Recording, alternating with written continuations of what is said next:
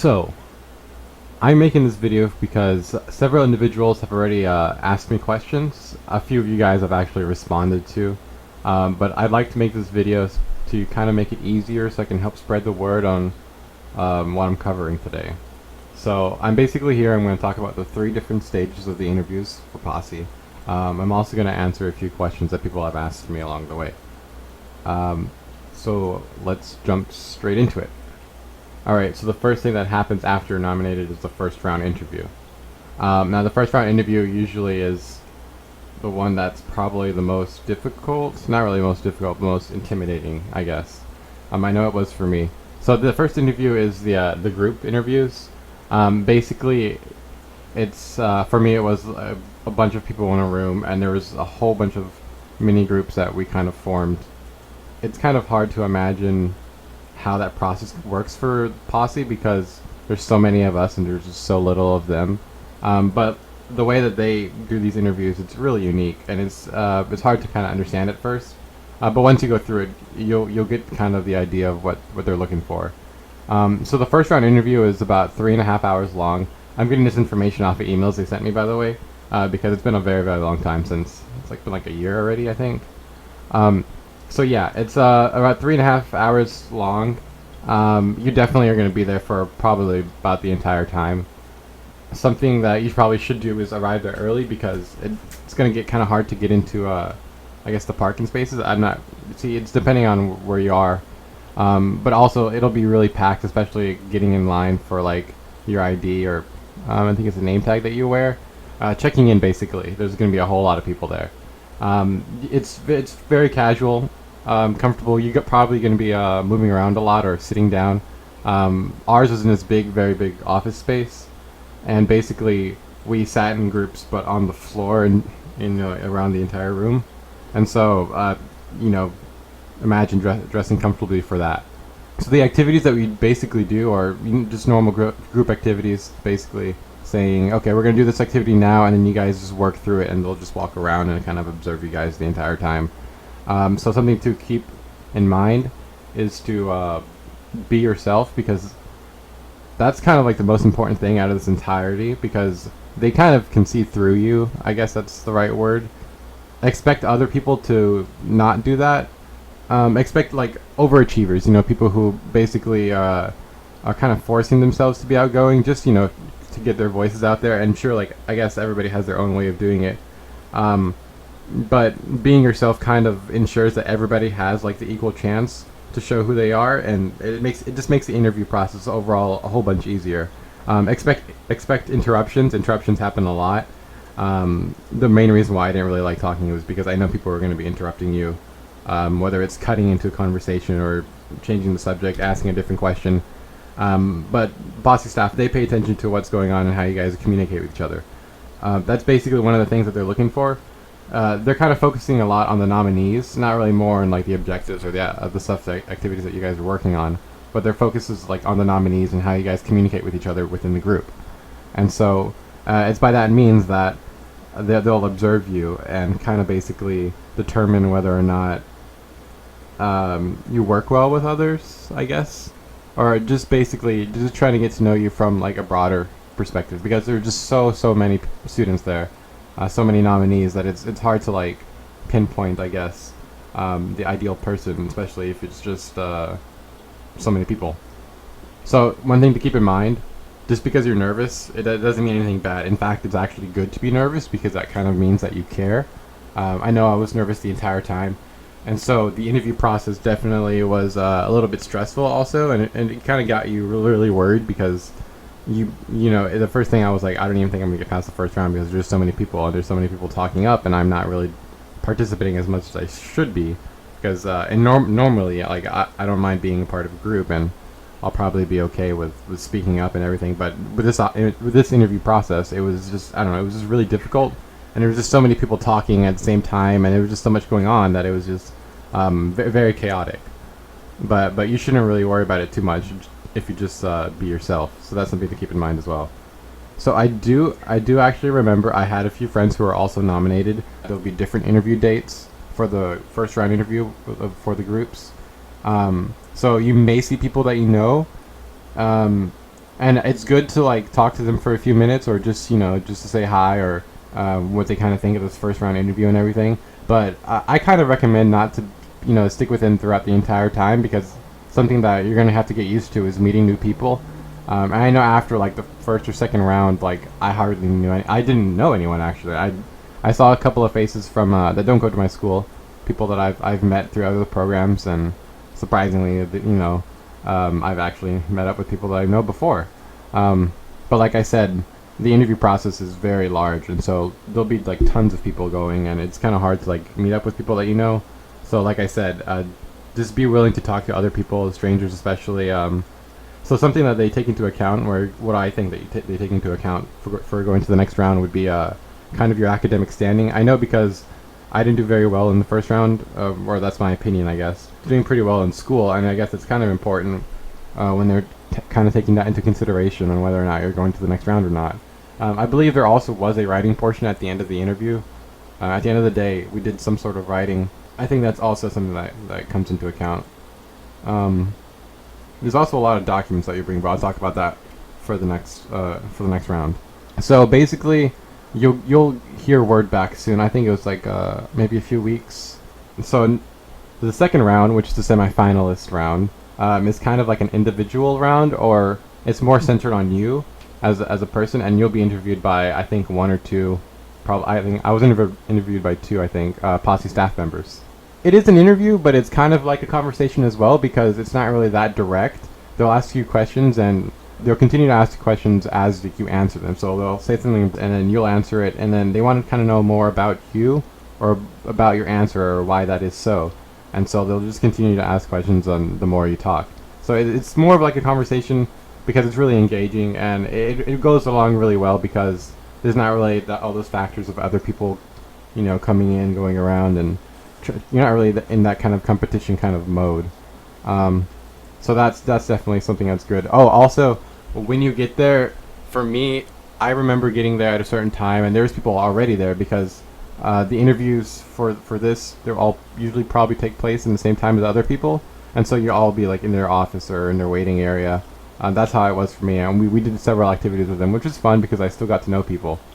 But like I said, it's more you based, and they'll ask questions on you, your school, and stuff that you're involved in.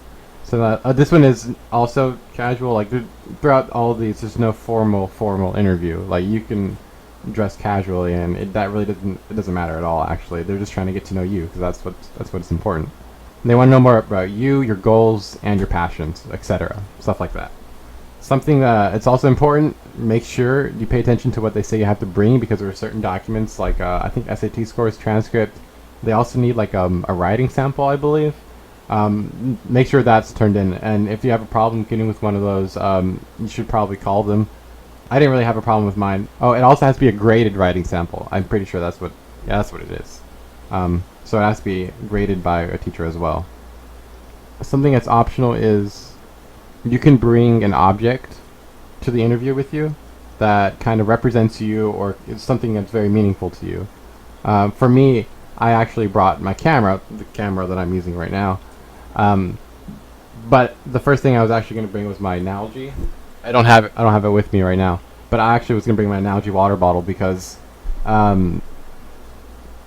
it was something that kind of really means a lot to me, just like my camera, which is why they were kind of interchangeable, because I've been through many adventures with them both, and I've taken them to many places and visited many places. But my camera kind of is more fit for the job, because I like to take pictures, not really like because of photography, but like kind of like as a passion. I just like taking pictures, nothing special really. But it's stuff like that, and they just kind of want to hear your story on like why that object is important to you. It's a really interesting interview, the way that they work it. I really like it, actually. So I believe the results for the second round interview, the semifinalist round, will probably take about a month for you to find out. And between that time, if you do make it to the third round, the finalist round, you'll have to go in for, I guess it's like an info session, or like a meeting in between. They basically say, okay, you're a finalist now. This is the information. These are all the documents that you need to bring to your very last interview. I think something that correlates with that is actually applying for that college that you're selected with, early decision. So when you receive your results, you'll receive your results and you'll also be paired with your school that you're a finalist for. So for instance, I believe in the beginning you'll list out your colleges. I know Colby was on top of my list, and that's what I got matched with. So more than likely you'll probably get matched with your first, if not maybe your second school on the list. So you're basically going to apply that to that college Common App via Common App early decision. But you really shouldn't worry about this because you'll be able to work through it with a posse staff member. It doesn't hurt to basically reach out with them, because I know somebody in my posse, several of them actually, have went over their personal statements with a staff member, and in fact they were actually our trainers now, but they actually went through it, and they kind of helped them finish writing it, which definitely is really helpful. But thankfully I had other help to help me with that. So yeah, basically you'll receive this kind of like checklist before the final round. Once you pass the second round, they'll basically say, okay, bring this, and that's what you're going to have to do.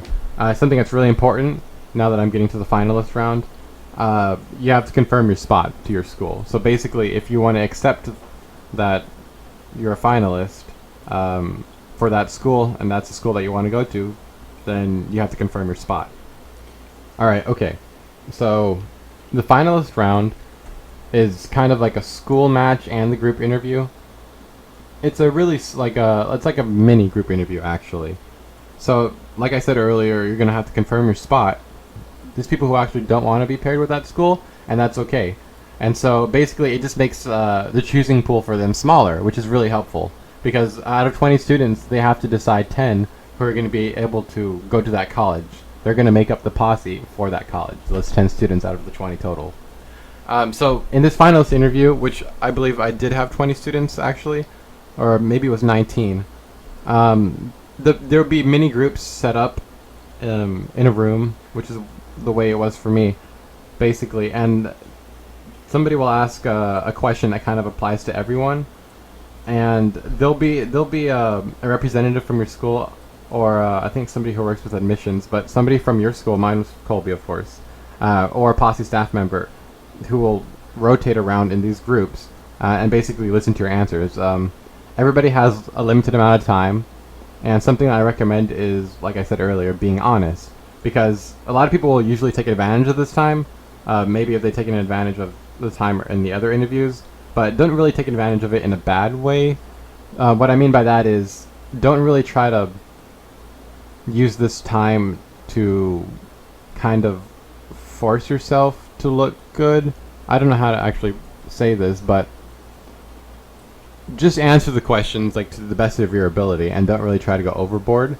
Because I know something that I experienced was somebody in my group, in this actual group interview, this last one, somebody in my small group would actually use the time, and they'd answer the question right, but they'd use like the rest of their time to go on about how that kind of connects with what else that they're involved in school. I mean, I guess it's okay. I guess it could be just their way of explaining things.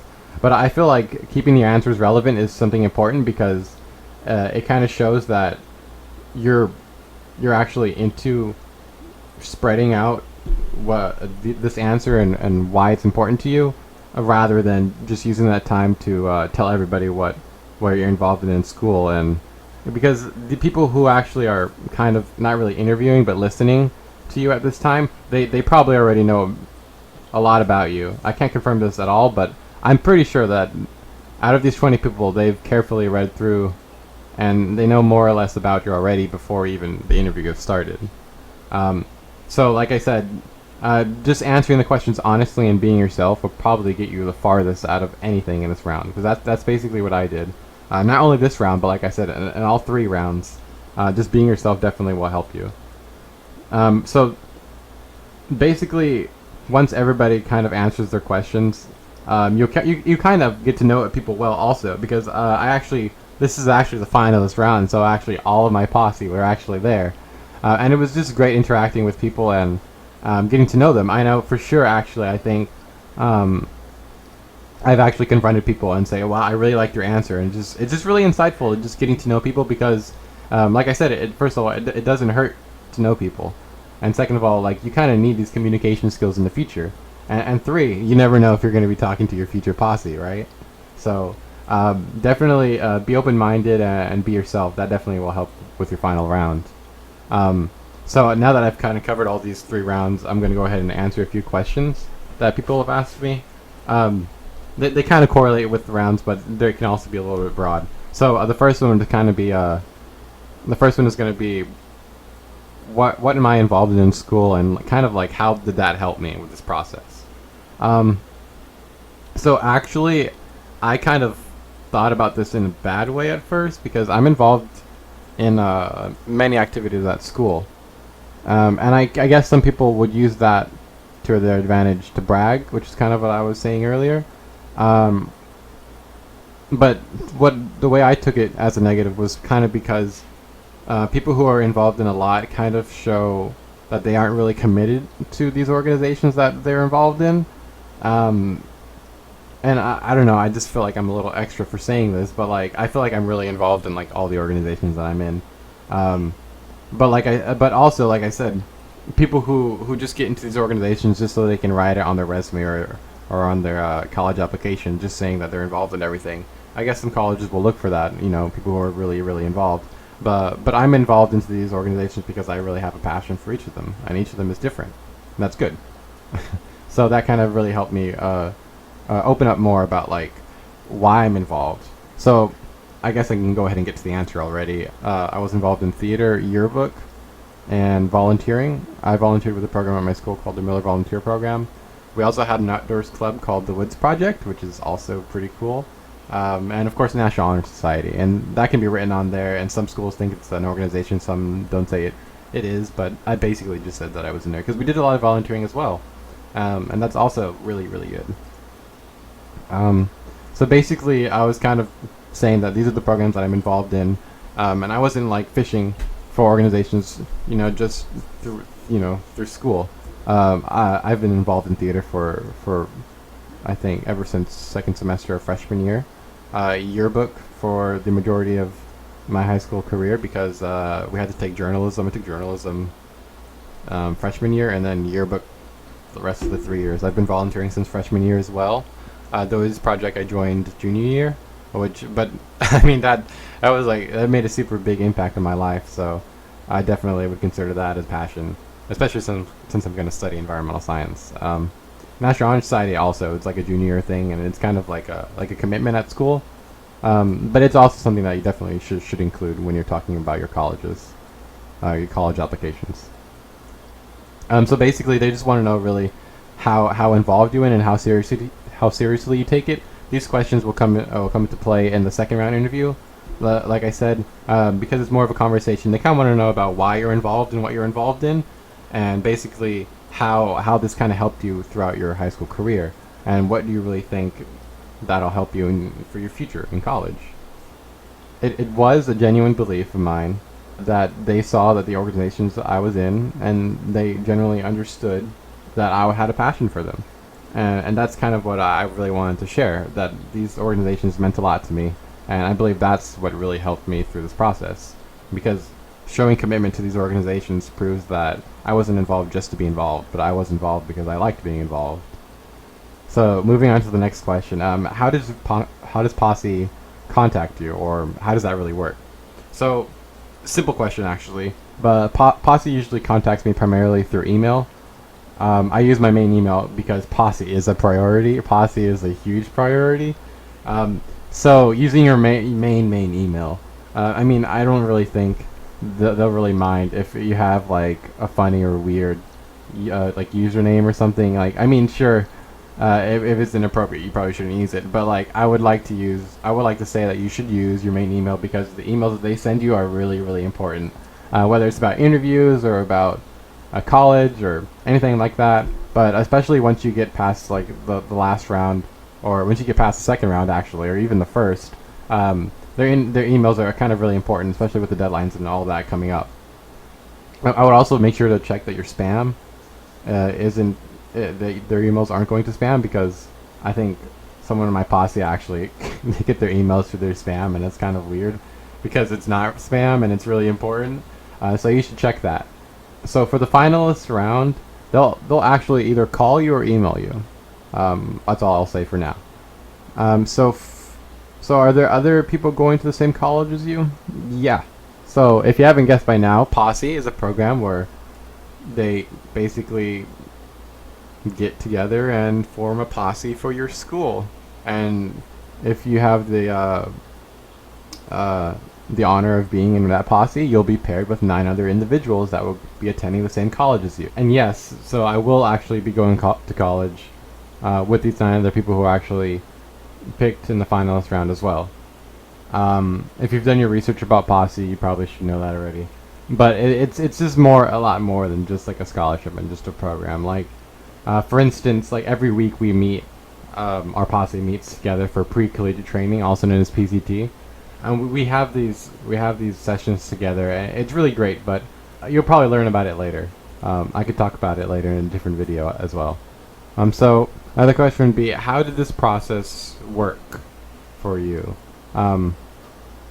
Okay, so by this process I mean applying for the college. Like, not really like the Posse side, but more in depth on actually applying early decision to Colby, because the way a Posse works, it's just kind of like another thing on the checklist right before your finals round to apply for this college. And even though it seems simple, like it's a lot more complicated than you think. And so I received a lot of help, actually, from Emerge, of course. I know I talked about this in the previous video, how I was able to work through my personal statements through their workshops, which is really great, by the way. I also got educated with financial aid and about all that stuff with them as well. So for those of you who actually were looking for like a program like this or like assistance, I mean, definitely you should do some research or get involved. Especially if you talk to your counselor. I'm pretty sure your counselor will be willing to help you. And if you have post-secondary counselors or academic advisors, people who are actually at your school willing to help, or any organizations doing so as well, they definitely will help you in any way they can. I know my counselor did a really, really good job, and we have college advisors. We have college advisors, and they helped a lot as well.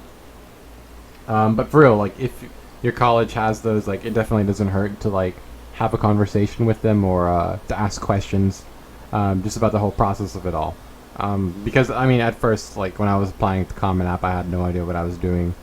After going through it a few times with other adults that helped me through the whole process, I was able to kind of understand it, and I actually helped other people applying as well. So when I say that, I kind of mean, because we're applying early decision to this college, if you're accepted into the finalist round, we are going to apply early decision. And what that kind of means is you're going to apply to this school before you usually apply for your regular decision schools. So most of my friends apply for regular decision, and those deadlines are a whole lot later into the year than early decision. Those are actually early. Well, it's called early decision. So one thing for sure, I wasn't really able to work through it with friends unless I have other people, unless the people were actually applying to early decision as well. And sure, I did work with a few throughout the whole time. We asked each other questions, but for the most part, everybody's still kind of like unsure, and there's not really like a formal way to get through this process yet, because at my school especially, like early decision isn't really a thing that kind of happens, and so it was kind of hard for me to like work through that, but I did it. So definitely ask questions. A lot of people know, especially your teachers. I mean, you literally could just ask your teacher a question about college. I'm sure they'll be willing to help you. If there's any more questions, then feel free to leave a comment below. I'll do my best to answer them. I'll also be willing to Skype if anybody's interested. I can do a phone call, or I can message you directly on there. But if there's any additional questions to anything that I've missed out, then feel free to contact me. I'll also leave a link in the description to the document that I'm reading off of, because I took a lot of notes, and I basically have an outline of this video and some additional stuff as well. So feel free to look at that. So I really hope that I helped anyone if they had any questions about this whole process or the whole Posse thing in general. Thanks for watching.